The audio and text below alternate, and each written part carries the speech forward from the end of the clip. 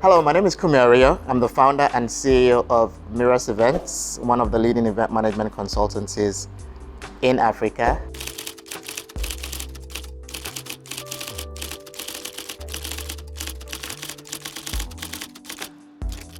I came across the Print Haven at an ILEA event, I think sometime in 2016 or 2017.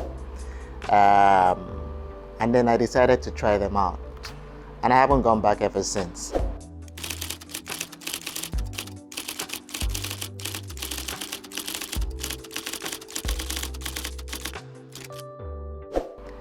One of the things that stands out for me with the Print Haven is the attention to detail and the diversity of their gift catalog. And I also appreciate the fact that they spend time to curate the gifts based on the client's audience and the client's budget.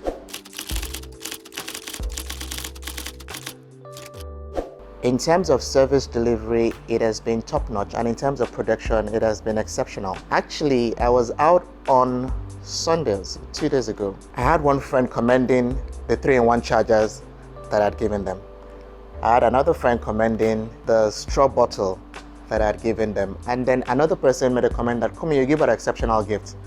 But really and truly, that's not me. That's a result of the Print Haven.